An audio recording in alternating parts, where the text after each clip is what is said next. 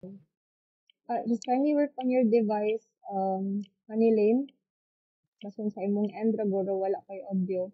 Please message na lang Hanilane ha kay na problem daw ko sa ako ang audio di sa kadungog.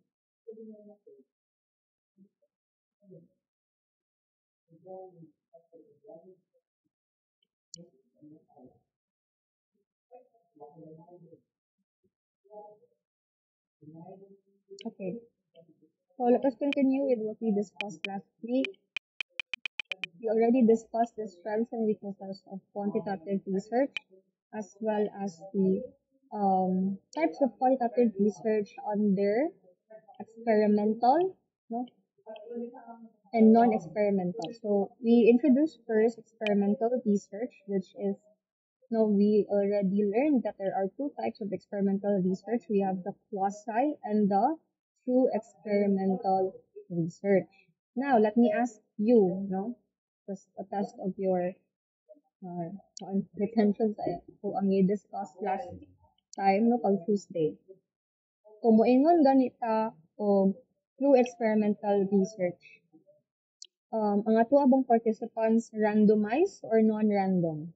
Kung true experimental. Randomized, ma'am.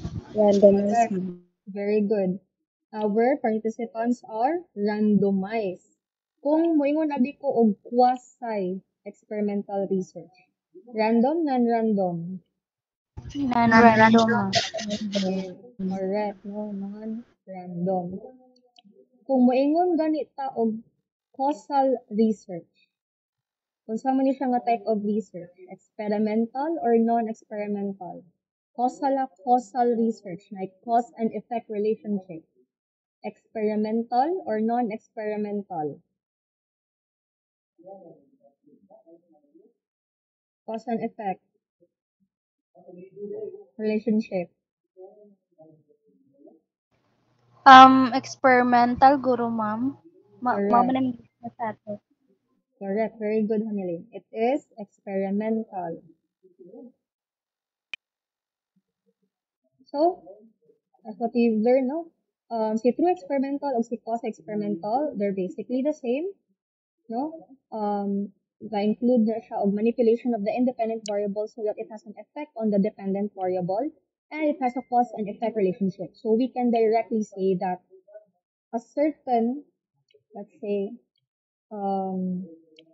group of participants or a certain group sa kaning experiment, no, as the dependent variable, mag-change siya kay tungod ani nga independent variable, no? With the case of like the hamsters or the plants na kung gihatag ato pag Tuesday, no, and last week. So we can easily identify a cause and effect relationship. Okay, makaingon dito nga mo ni siya ang rason nga nag-usab ni ang kaning other variable. Okay? So that is also the same with quasi. Okay? Same naman actually ang process, no, ni true og ni quasi. Ang nakalahian lang nila is, again, their samples are different. Si true experimental, again, randomized, and then si quasi is we assign them into certain groups. That's why they are non-random. Diba we've learned, like in true experimental, we don't actually group them according to species, or we don't group them according to types of plant, no, or types of plant, no. We just place them randomly, no, in different places kung asa na ay sunlight, kung asa walay sunlight, kung asa nga na ay limited sunlight. Unlike sa quasi na experiment wherein we assign them according to height. So, kung nag-classify na kita sa mga participants sa experiment, that is already quasi-experimental research. Okay? So, naghatag po ta og discussion no, on the descriptive, non-experimental research, which ang under ana is descriptive, correlational, and comparative. Okay? So, di ba kung descriptive ganita, we are merely describing the situation of or phenomenon of your research, no? Like katawag natin ako mga examples na if I am just here measuring if ready na ba sa San Carlos City as a my tourism destination, I'm not comparing any variables. No, I'm not also establishing a relationship between two variables. So therefore, I'm just describing if ready na ba sa San Carlos City or not. no, with the use of several factors, no, or several aspects, then my study is a descriptive type of research. Okay? Or for example, igo na ko mo identify no sa reading proficiency sa mga bata, no? Highly proficient ba sila or need ba silang improvement by giving them activities, but I'm not actually comparing them with another set of readers. So the focus lang ko ani nga kani nga barangay no, nya kabasahon ako ni mga bata. Walang po nako sa compare according to their age, no? Like naghatag na ko nila og tanang mga reading activities na ako rang lantawon if majority ba nila um, good in reading or majority ba nila need of improvement when it comes to reading. And therefore, you are just describing, no? And that is describing the phenomenon of the reading proficiency of the students. Therefore, that is descriptive research.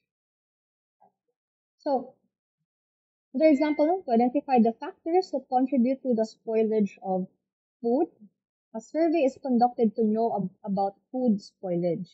Okay? So, dili na ta mo gamit og descriptive statistics, mean median mode, no? We count the frequency, the number of responses per questions, and then you classify your questions according to factors na mo ay nag-contribute sa spoilage of food, and then you convert them into percentage. So those are basically descriptive statistics.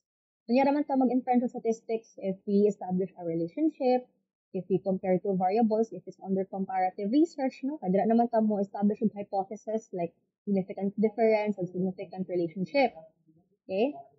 So, dira na butang dira ang mga retest, Pearson R, no? Dira na mabutang ang mga ANOVA, no? Sa mga inferential statistics. Pero kung descriptive research lang, we usually get only the frequency of the responses per question, convert them into percentage. Let's say 90 ang ning respond out of 105. So 90 you convert it to percent, diba? For strongly agree. And then the rest you also count pila to sila ang nag-respond when you convert it to percentage. Then you get the weighted mean. No? So, more siya mga descriptive statistics. So, again, from the results of that survey you conducted, for example, you observed that the frequency of temperature as a factor is the highest. In your questionnaire, naglista ka din several factors. Temperature, could be, like, sana mag cross-contamination. Okay? Temperature, cross-contamination, handling of food. Lisa, because dagan kayo ng mga possible factors nga no, mag-spoil ang food and then nag-conduct na kang survey, no? For like mga food handlers, no? Or those who are working in the kitchen. Asa dira ang pinaka-common factor nga no, dali mapanos ang pagkaon. Okay, so you're not actually comparing two groups of food, no? There's no relationship established. Imo ra man gi-identify as sa mga factors imuhang nabutang dira sa mong questionnaire ang maoy common. Okay? Common nga factor nga nag-contribute sa pagkapanos sa pagkaon, pagka-spoil sa food. So you observe that the highest frequency or daghan ang ning respond ani na factor is temperature. So you can draw in an interpretation wherein temperature contributes to food spoilage the most.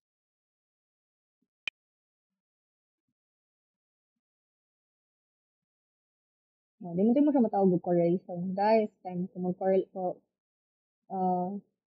mag-correlation ka, usara siya ka specific factor ang imong fokusan nga kung nabay direct relationship ang temperature to food spoilage. But since you establish several factors, lima abikabok factors na nag-contribute to spoilage of food, and you're going to see out of those factors asa dira ang may pinaka-common nga maka-contribute sa iyang pagkapanos, no? So, that's not actually correlation. You're merely describing out of the factors as ang pinaka-common nga rason. Okay? Next is comparative. So, also called causal comparative research, but do not confuse this one with causal experimental, no? So, you compare. So, look at the highlighted words. You compare two variables in order to identify whether na ay positive relationship that exists between them. This kind of research usually involves two or more groups, no, and one independent variable. Okay? So, you have two groups na imong i-compare, and then imong i-compare if asa nila ang, let's say, mas better og academic performance sa itong ibutang, no? Katubang nag-summer class or wala nag-summer class. Those are examples of comparative research. Naman example, no? You want to know if attendance to the school summer program is the cause of students' increased class participation. And in order to prove, no, kani siya nga inquiry, no, kani siya nga murag kuan sa imong the curiosity sa imong mind, no. So you divide your students into two groups, one who is enrolled in the summer program and those who did not. Then you collected data on their individual class participation during nasa abdi klase after the summer class. After analyzing the data, you concluded that the summer program helped the students in participating more in class. Kaya nakita man nimo mas improvement ang class participation, academic performance sa mga bata, gikan sa katong ning-attend sa summer class compare sa katong wala. So, when you're comparing two groups already, then there's one variable nga maoy i-compare nimo nila, which is their academic performance button or class participation. That is already comparative research. Ang correlational research, so again, no, you compare two variables, then identify the relationship between them. So, ang keywords ana class, no, once na nagani relationship, association, no, not cause, no, but relationship. And that is already correlational research. So, may siya kung example na kurang gibalik. No, you want to know if there is a significant relationship between the length of sleep and student productivity. Data on length of sleep is based on bedtime and waking up time of the students. So, sa inyong questionnaire, yung mag-ibutang dira, pila ka hours sila usually mo sleep. Then, appeal po na sa mga factors ang time nga natulog sila o time nga ning wake up sila. And then, you also not only ilang number of hours of sleep, o ilang wake up time o sleeping time, nakuha po ka og data on their productivity. Asa man ni magbase, so dili man na pwede nga, tapos ang pangutan-on nga, produkto karong adlaw, no? That is basically subjective, no? In quantitative, we rely on statistical data, which is highly objective. So, to accurately get data on their student productivity, so mabase ka sa ilang number of activities being finished every day. So, since close-ended questionnaire siya, most probably if you're going to structure this, you're going to place their options like 1 to 2 activities, 3 to 4 activities. Naputay question dira nga, kanang napaba kay free time after doing the activities within one day. No, kay dili man tanan, di ba, estudyante nga same sila og ano, activities ma-accomplish per day. No, depende man na sa subject, depende po na sa kailangan, labi na kung college, no? Hindi pa silang program. Lain mo na siya. So, to avoid that, no, you could also just take survey on not one specific classroom, but I mean, same siguro o programs, same year level, lain-lain abing ako, lain-lain abing mga sections. No? And then you also provide there if they can still do recreational activities once they have done already their mga school activities, no, to see if they are really productive or not. No? So data analysis shows that the closer the length of sleep to 8 hours, the higher the number of activities done. So in your interpretation, you concluded that there exists a direct relationship. So take note ha, wala siya ning gamit og direct cause. Only direct relationship between length of sleep and student productivity. Because again, it's not just the number of hours of sleep ang maong rason nga productive ang usa ka estudyante, no? There could be several factors also contributing to their productivity. So just remember that quantitative research may be either experimental or non-experimental. So diyan sa tanin magkuan, no, dito na lang tag klase no, kay we are preparing actually for your title hearing. So, just a reminder, the word effect is indicative that the research study aims to understand a cause and effect relationship. Okay, attributed to comparative experimental or quasi-experimental. Ang relationship or correlation is a clue. So, mula ganito, correlation, relationship, association. It is a clue that the study is either comparative or correlational. But para di mo ma-confuse, usually when we talk about like relationship, significant relationship, association between two variables, those are already an example of a correlational study. If may nakita significant difference, that's already comparative nga naman. Kaya you are comparing the difference between two variables. So, more yung unang-una. Mo yung nagani ka nga, is there a significant difference between kani siya nga group of variables and then kani pod siya nga another group of variables? You are already comparing. There are differences between them. That is already comparative. Kung maingon gani ka o is there a significant relationship? Okay. An association between variable A and variable B. Association, relationship, correlation. It's already correlational research. Okay. Ang effects, broad case effects actually. You can use that for causal research, like experimental. You could also use that for comparative. You could also use that one for correlational. But the one thing that we only have to keep in mind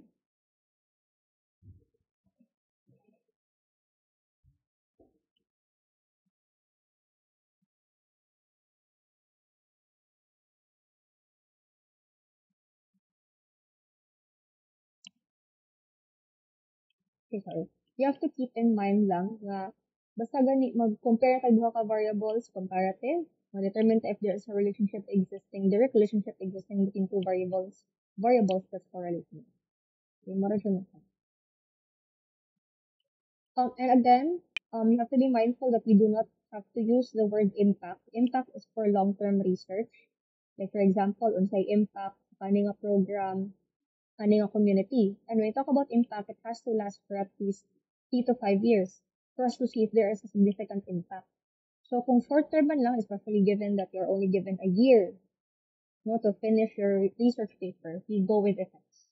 Okay? Di ta pwede magbutang-butang impact, no? But unless if you're willing to undergo your study for long term, no, kay you only see long term impacts, no, 3 to 5 years.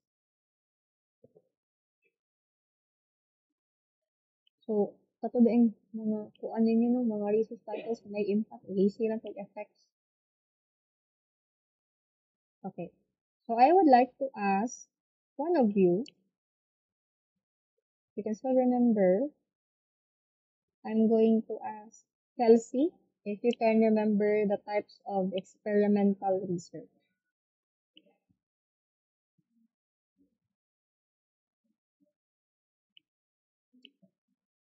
Kelsey?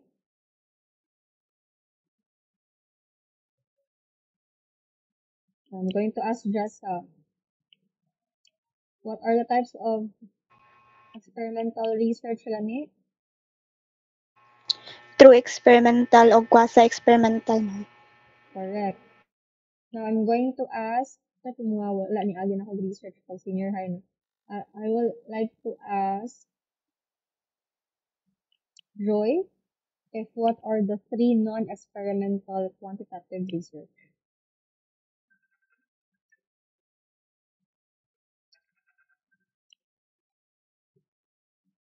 Hello?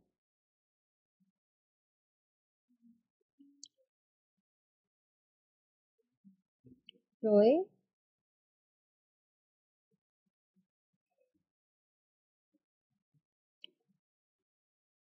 I'd like to ask na lang siguro someone else. Panilane? Non-experimental, ma'am. Non-experimental. Kung tulok kabuk non-experimental research. I think descriptive research, comparative, and correlational research. Very good. Okay. So, okay. I would like you to identify what kind of, sorry, wait lang for a while. I would like to identify what kind of quantitative research is this one. Hatag lang ko, for it to be either no, hatag lang ko specific. No? Alam ko yung taga non-experimental o experimental na. I would like you to read, I would like you to read this title, Tanisha, and then identify if true, quasi, comparative, correlational, or descriptive research siya. So probably I'll give you siguro mga 3 to 4 minutes to analyze. And please be mindful of the kung ano ka ng keywords, ang thought sa title itself. And then the first one to tell me, you can answer, we'll get additional points, no? Again, Robbie wants to assess the reading skills of street children and identify the possible programs that could help improve their skills.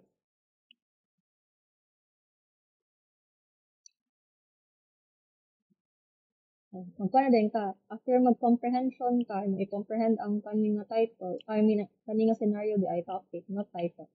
Research topic, I would like you to do removal para dali sa inyong end. No? Sulod ba siya comparative? Kung dili, i-remove. No? Dili siya comparative. Sulod ba niya siya og correlational?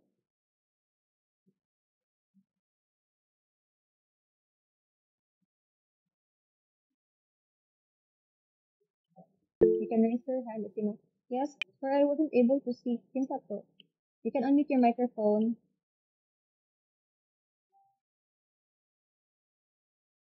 You know the answer. Dili ko pag-view sa kuan. Again ako i-escape no sir. I-exit na ganyan ako ni balaan yung answer. Go ahead. Saka tayo makabalo sa answer. You can unmute your microphone.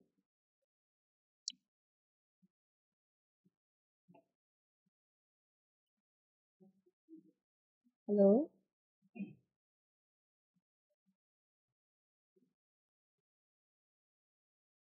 We cannot actually see you guys, so you can just unmute your microphone if you know the answer.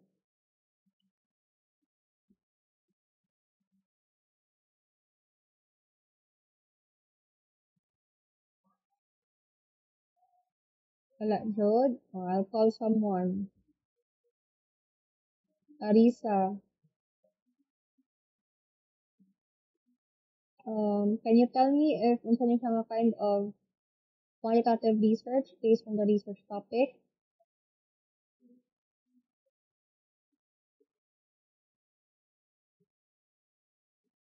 Kasi Arisa. Yes, ma'am. Correlational, ma'am. Okay, why correlational?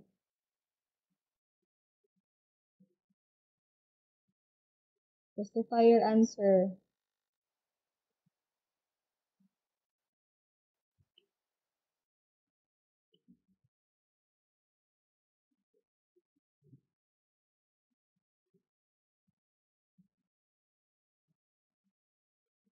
Okay, is it correlational? Who else would like to?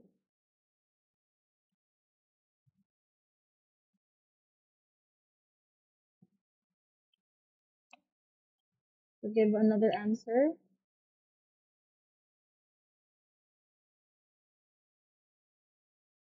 Let's have Catherine. Lasaria. Comparative, ma'am. Comparative, why? Kay mangita siya o ma-identify pa siya possible programs nga mo motabang og improve sa skills sa street children, and by comparative mangita siya kanang programs. Then if i-compare niya if kana ang program nakatabang ba help to improve the skills sa mga bata. Okay, this is actually a trick question, no? It's placed there to actually confuse you. I would like you to reassess again. Okay? Catherine, do we compare two groups today? Two variables? Do we divide the street children into two groups? Yes or no?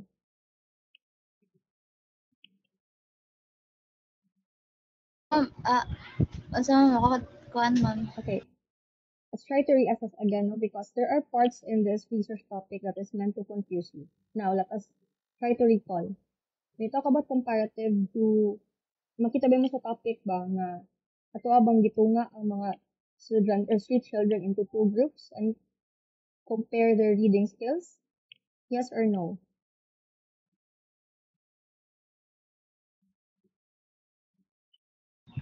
No, Wala, ma'am. no? So, is it still considered comparative? We're not actually comparing the programs. The programs is after na, di ba? Mo-assess ka una sa reading skills of street children, dayon imo na din i-identify after your assessment, dira na ka ma-identify unsay mga programs na pwede, no? Nga ma-apply to improve their skills pohon in the future. Okay? Think of the situation at hand. No? I think ma'am, descriptive ni siya Okay, ma'am. very good. Honey Lane? Is that Honey Lane? Okay, Yes, very ma'am. good, Honey Lane, no? Okay, kindly justify to me why is it descriptive? I think ma'am, ga-focus siya man gud siya nga kag nag-understand ra gani siya ma'am and ga-identify ra siya sa program nga maka-help nga maka-improve sa skills sa mga bata sa streets gani ma'am. Okay. That is the correct answer. But the main focus should be on first assessment of reading skills. Okay? So, sakto na nag-assess usa siya sa reading skills sa mga bata if it's proficient or not. Ibalik na ako ning example if it's proficient or not. Then, dira pa siya maghimo og possible programs, mag-identify og possible programs na maka-improve silang skills if ever Robbie found out that their reading skills is not that proficient. Okay? Kagets ra?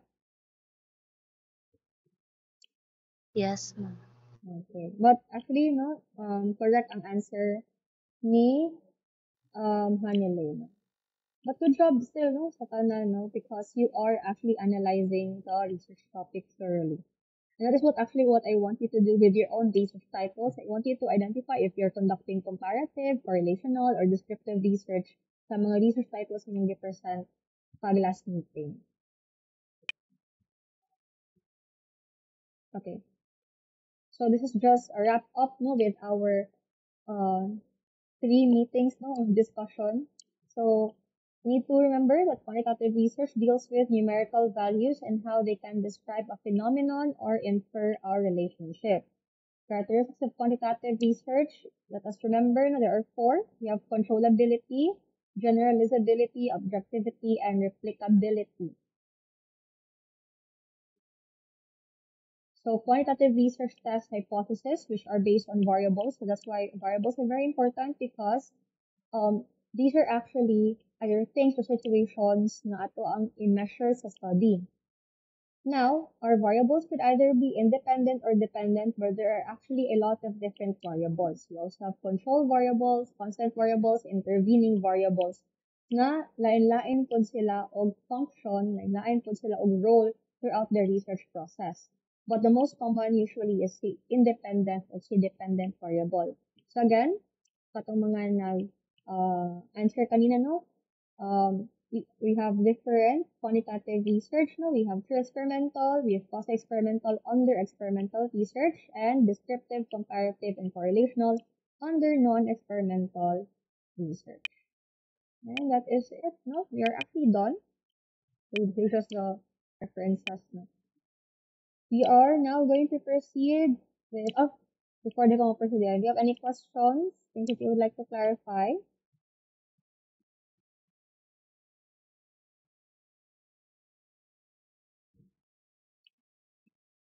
If none, let us proceed na sa inyong slides na for your title hearing, which will be on July 13 and July 20. So I will be uploading this format in our Google Classroom. So please, no, everyone are required to join our Google Classroom for updates. This is my old Google Classroom sa previous batches, no, but wala nakakita na 2 years ago pa di ay. Di sa ta mag-introduction ha, di sa ta mag-chapter 1. Ikaw ta ka-identify dun sa appropriate research title na to. It has to be defended. So you really have to present your research titles. It's important because para walay question in ka pre-oral. We are really avoiding questions or kanang kuan ba nga ngano kani inyong title mo nimo na kay syempre we need to avoid na mag-change na siya throughout your pre-oral na. So dapat ma-identify na to ang unsay actual research title na ang inyong i-pursue no, so that to avoid any corrections or major changes in the pre-oral defense.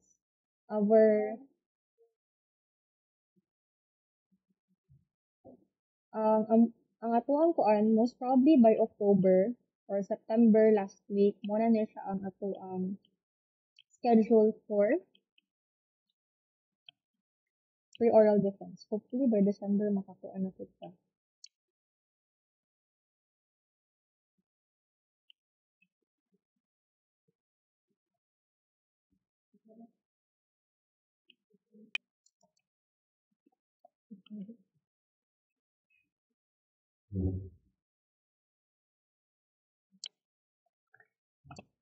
Okay, so this is title hearing. Actually, ilisa ni siya. Nakabutang sa pusa ni is title hearing.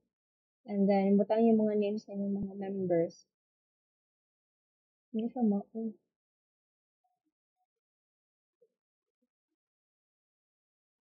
Meron siya ako. Kani di ay siya class, mani background inyong gamiton katong sa school. Pero, mas prefer na ko ang kabong retrieve. Andara di ay. So this is an example of a title hearing presentation. We will make use of the new logo ha sa tourism and then di ni mao ang background mo. So sayop niya siya. Kani ko gining first batch. Pero ang pagkasunod sakto. Katulad yung background katong akong gipakita kanina. Mani nga background yung gamiton. Ano na ito? This one. Mani nga background gamiton ninyo. But ang pagkasunod ingani. So, syempre, an introduction is important na to conduct research no, in tourism. And then, you present your first title. And then, your rationale. Dili nga ni kataas ha. Siguro, one slide lang. Dili po nila kagamay ang text. Dili ni kagamay. You have to make sure that when you present it, mabasa siya. So, 1 to 2 slides will suffice. Okay, na-door na siya. No? Di na pwede nga kataas. And then you're going to present your rationale. Your rationale to discuss nga importante man nga i-conduct ang kani sa inyong title 1. Nga importante mo nga, for example, ilang i-justify diri ba nga ngano kinahanglan mo conduct og study on the effects of COVID-19 sa mental health and academic performance. Siyempre, wala man yung sagikuan. I-approve mo. Manang tulo kay pilian man na siya. And then, if ever gani nga dili jud totally ma-approve ang tulo pero naay usa dira nga pwede ra ko anong concept, you can still revise the title but you don't need na to undergo another title hearing. Siguro, i-revise lang, i-polish, and develop new title. And then, supposedly, you're going to have like objectives. Dili na siya supposedly maon. Ang atong objectives is in aning. Para sa na. Tangkag rational objectives. Then your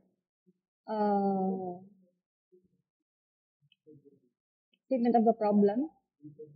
Muna lang ibutang nyo sa inyong slides. Target respondents. So, kinsa man ang imuha mga possible respondents. And sa scope niya, no? San Carlos City ra ba? Si Paway Island.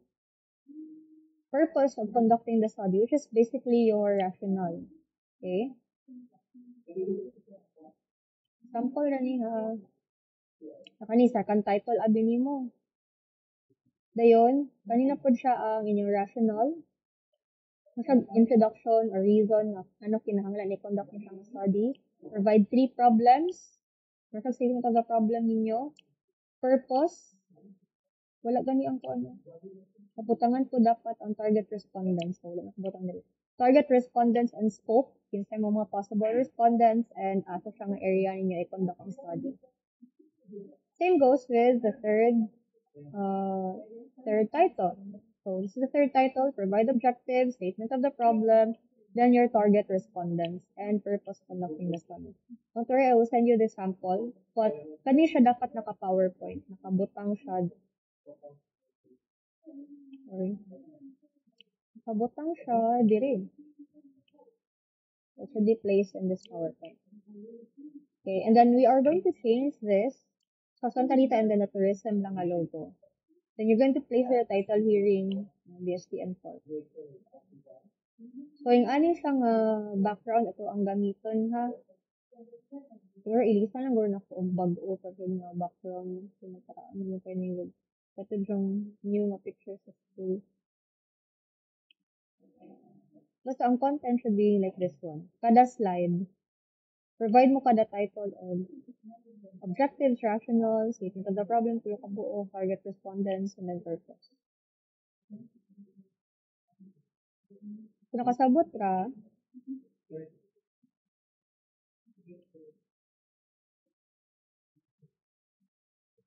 questions.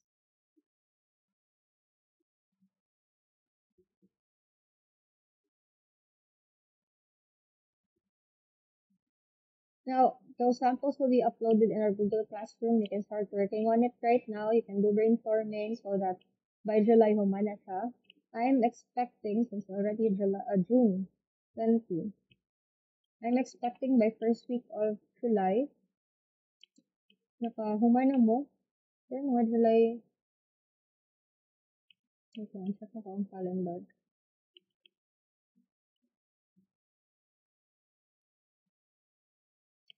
So, mga July 6, upload yung Google Classroom, then check na ko. So, I'll be expecting 4 PowerPoint presentations to be uploaded for checking. Okay, and then, mag-briefing na taan nga, kuha na po ta, mag-draw lots ta, yung bunot-bunot, kinsa ang muuna, mag-defend, and then, or represent silang title, and then also, mag-kuhaan po ta, dry run, so that you will know what to do during the presentation. Dili ko nyo tagaano ka ng murag reporting ramo ha. So, you really have to know your slides by heart, and then you also know how to defend it, no? Pang-on mo in any angles, you know how to discuss, you know how to provide answers. Okay? Di pwede nga mag-agad sa leader because all of you will be asked.